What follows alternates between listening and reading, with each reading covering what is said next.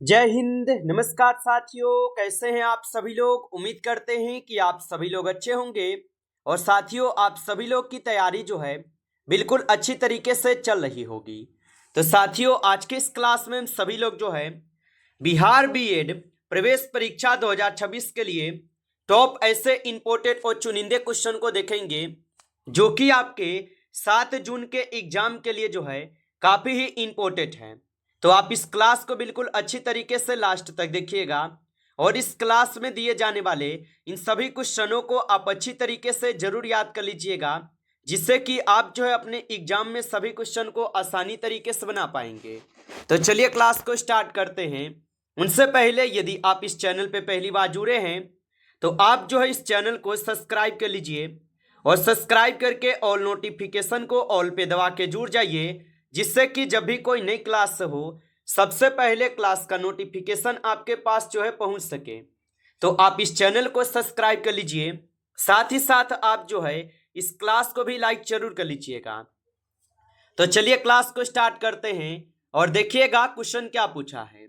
Question पूछा गया है कि संयुक्त राष्ट्र संघ के किस घटक के सदस्यों को निषेधाधिकार प्राप्त है।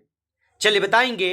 ये सभी क्वेश्चन जो है काफी इंपॉर्टेंट और चुनिंदे क्वेश्चन है जो कि आपके एग्जाम में 100% आपको ये सभी क्वेश्चन जो है पूछे जाएंगे। और बताइए कि संयुक्त राष्ट्र संघ के किस घटक के सदस्यों को निषेधाधिकार प्राप्त है। तो ये प्राप्त हो जाएंगे सुरक्षा परिषद को। ऑप्शन यहाँ पे 20 सही जवाब हो जाएंगे। चलिए अगला प्रश्न देखिएगा और प्रश्न यहाँ पे पूछे गए हैं कि प्रकाश वर्ष जो है ये किसकी इकाई है। चलिए बताएंगे। तो प्रकाश वर्ष जो है ये किसकी इकाई हो जाएंगे। तो याद रखेंगे कि प्रकाश वर्ष जो है ये हो जाएंगे आपके दूरी की इकाई। ऑप्शन डी सही जवाब है, दूरी की इकाई है। आगे देखिए अगला प्रश्न यहाँ पे दिए गए हैं और प्रश्न पूछा गया है कि निम्न गैसों में से कौन सी ग्रीन हाउस गैस नहीं है। चलिए बताएंगे आप। तो निम्न गैसों में से कौन सी ग्रीन हाउस गैस नहीं है। तो याद रख लीजिएगा यहाँ पे इस क्वेश्चन का सही जवाब ऑप्शन डी हो जाएंगे। O2 जो है ये ग्रीन हाउस गैस नहीं है। ऑप्शन डी सही जवाब है। चलिए अगला प्रश्न देखिएगा। प्रश्न यहाँ पे दिए गए 4th नंबर और 4th नंबर प्रश्न क्या पूछा है कि अंग्रेजों के विरुद्ध खान बहादुर गफ्फार खान द्वारा प्रारंभ किए गए आंदोलन का क्या नाम था। तो अंग्रेजों के विरुद्ध खान अब्दुल गफ्फार खान द्वारा प्रारंभ किए गए आंदोलन का क्या नाम था। तो याद रखेंगे इनका नाम था लाल कुर्ती। ऑप्शन ए यहाँ पे इस क्वेश्चन का सही जवाब है। आगे देखिए अगला प्रश्न यहाँ पे दिए गए 6 नंबर और क्वेश्चन पूछा है कि रिजर्व बैंक और अन्य बैंकों में मौलिक अंतर है कि रिजर्व बैंक डैश है।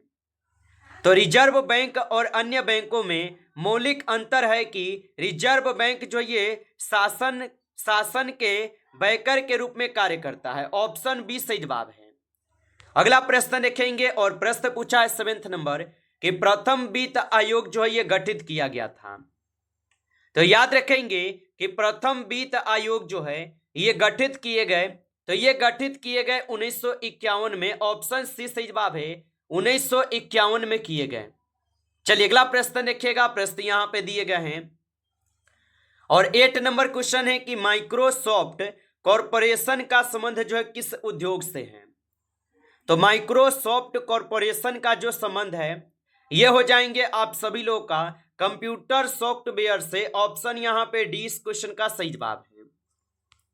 अगला प्रश्न देखेंगे। प्रश्न पूछा है कि योजना आयोग के पदेन अध्यक्ष हैं। तो याद रखेंगे आप कि योजना आयोग के पदेन अध्यक्ष कौन होगा। तो योजना आयोग के पदेन अध्यक्ष जो है प्रधानमंत्री होगा। ऑप्शन सी करेंगे सही जवाब, प्रधानमंत्री। चलिए अगला प्रश्न देखेंगे। प्रश्न यहाँ पे है कि नील बट्टा सन्नाटा है एक। चलिए बताएंगे आप कि नील बट्टा सन्नाटा है एक। तो ये हो जाएंगे फीचर फिल्म। ऑप्शन बी करेंगे सही जवाब, फीचर फिल्म है। आगे देखिए अगला प्रश्न यहाँ पे दिए गए हैं और 11th नंबर प्रश्न है कि श्रमिक दिवस जो है ये मनाया जाता है। चलिए बताएंगे। तो श्रमिक दिवस जो है ये कब मनाए जाते हैं। तो श्रमिक दिवस मनाए जाते हैं आपके 1 मई को। ऑप्शन ए सही जवाब है, 1 मई को मनाए जाते हैं। आगे देखिए अगला प्रश्न यहाँ पे पूछा है 12th नंबर कि रोजा हेबिकस किसका जो है वैज्ञानिक नाम है। तो रोजा हेबिकस किसका वैज्ञानिक नाम होगा?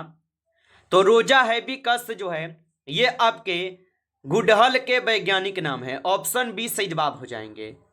चलिए अगला प्रश्न देखेंगे। प्रश्न यहाँ पे दिए गए 30 नंबर कि प्रथम भारतीय आणविक केंद्र जो ये कहाँ स्थापित किया गया था। तो प्रथम भारतीय आणविक केंद्र कहाँ स्थापित किया गया था? तो ये स्थापित किए गए थे तारापुर में। ऑप्शन सी सही जवाब है, तारापुर में किए गए। अगला प्रश्न देखेंगे। प्रश्न यहाँ पे पूछा है 40 नंबर कि अर्थशास्त्र संबंधित है। चलिए बताएंगे। तो अर्थशास्त्र जो ये किससे संबंधित होगा? तो अर्थशास्त्र जो है ये संबंधित हो जाएंगे मौर्यकालीन राजनीति से। ऑप्शन ए सही जवाब है, मौर्यकालीन राजनीति से। आगे देखिए अगला प्रश्न यहाँ पे दिए गए 50 नंबर और 50 नंबर प्रश्न है कि लोकसभा के लिए राष्ट्रपति कितने एंग्लो इंडियन सदस्य जो है मनोनीत कर सकता है। तो याद रखेंगे आप कि लोकसभा के लिए राष्ट्रपति कितने एंग्लो इंडियन सदस्य मनोनीत कर सकते हैं। तो ये कर सकते हैं कुल 2। ऑप्शन यहाँ पे सी सही जवाब है, 2 कर सकते हैं। चलिए अगला प्रश्न यहाँ पे देखेंगे और प्रश्न पूछा गया है आपसे कि वैदिक देवता इंद्र जो ये किसके देवता है। चलिए बताएंगे। तो वैदिक देवता इंद्र किसके देवता हो जाएंगे? तो ये हो जाएंगे आपके वर्षा व चक्रवात के। ऑप्शन सी सही जवाब है, वर्षा व चक्रवात के होगा। चलिए अगला प्रश्न देखेंगे। प्रश्न यहाँ पे पूछा है कि बाल दिवस जो है ये कब मनाया जाता है। तो बाल दिवस जो है ये कब मनाए जाते हैं? तो बाल दिवस मनाए जाते हैं 14 नवंबर को। ऑप्शन डी सही जवाब है, 14 नवंबर को मनाए जाते हैं। चलिए अगला प्रश्न देखिएगा। प्रश्न यहाँ पे पूछा गया है कि विक्रम संवत जो है ये प्रारंभ हुआ। तो विक्रम संवत जो ये प्रारंभ कब हुआ था? तो विक्रम संवत जो ये प्रारंभ हुए थे आपके कब? तो आप बताएंगे 57 ईसा पूर्व में जो है विक्रम संवत प्रारंभ हुए थे। चलिए अगला प्रश्न देखेंगे। यहाँ पे 19 क्वेश्चन है कि उत्तर प्रदेश कितने भारतीय राज्यों से जुड़ा हुआ है। चलिए बताएंगे। और आप अभी तक इस क्लास को लाइक नहीं किए हैं तो क्लास को आप लाइक कर लीजिए।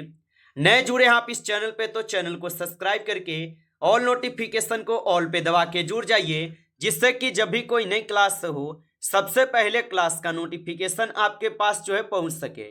तो आप इस चैनल को सब्सक्राइब कर लीजिएगा। और उत्तर प्रदेश कितने भारतीय राज्यों से जुड़ा हुआ है? तो ये जुड़े हुए हैं कुल 9 राज्यों से। ऑप्शन डी सही जवाब होगा। चलिए अगला प्रश्न देखिएगा और यहाँ पे 20 नंबर क्वेश्चन है कि राजा राम मोहन राय ने निम्न में से किस प्रथा के विरोध में कानून बनाया। तो राजा राम मोहन राय ने निम्न में से किस प्रथा के विरोध में कानून बनाया। तो ये बनाए हुए थे आपके सती प्रथा के विरोध में। ऑप्शन ए सही जवाब है, सती प्रथा के विरोध में। चलिए अगला प्रश्न देखेंगे। प्रश्न यहाँ पे 21 है कि बहमनी राज्य के संस्थापक कौन था। तो याद रखेंगे आप कि बहमनी राज्य के संस्थापक कौन था। तो बहमनी राज्य के संस्थापक थे हसन गंगू। ऑप्शन ए सही जवाब है, हसन गंगू हो जाएगा।